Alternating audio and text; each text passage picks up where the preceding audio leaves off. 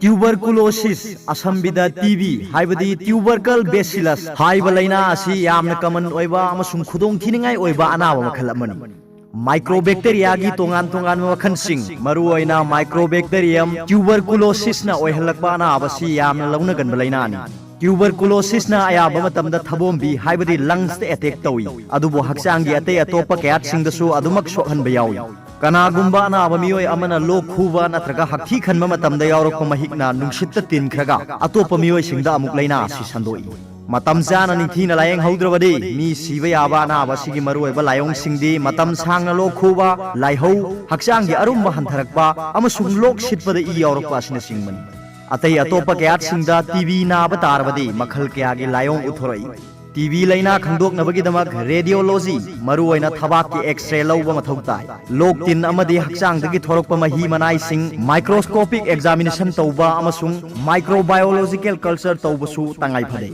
latent TB diagnose tawnabagidamak tuberculin skin test amasung e test tawnaba honagadagan laina asi layeng bada matam sangna antibiotic makhal kaya pijaba mathau tai multiple drug resistant tuberculosis MDR TB haiba laina asina narba miyoi singdadi antibiotic changba ngamdaba maramna layeng bada khudong chadaba thoi Malemgi apunba misingi saruk ahum thokpagi saruk amadi laina asigi chaitheng phangkhre amasung sahi khudingi anauba miyoi chada ama TB naba hengalakli hai Kumja 2007 ta malemgi oina TB naba apunba mising million 13.7 yauki adubu kumja 2010 dana anauba case million 8.8 ta hantharaki madugi manungda miyoi million 1.5 siki malemgi oina TB gi case masing hantharaklabasu chawkhalakliba leibak singdadi adumak khudong thiningai oi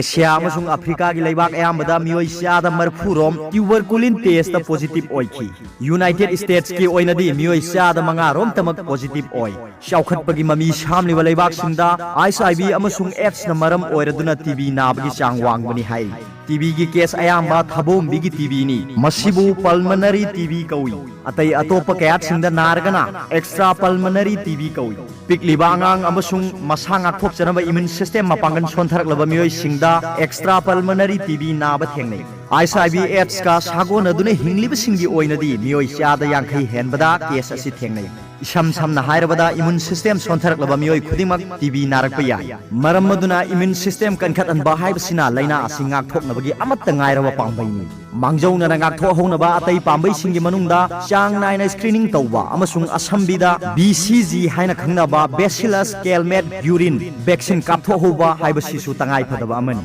Karigumbada TB naba thoklabadi layeng duna chang naina amasung mapung phana hidak chaba natana atopa phanabagi lambi leite masiga loina na natural antibiotic ni haina launariba chanam marang kaina chagadaban vitamin A E D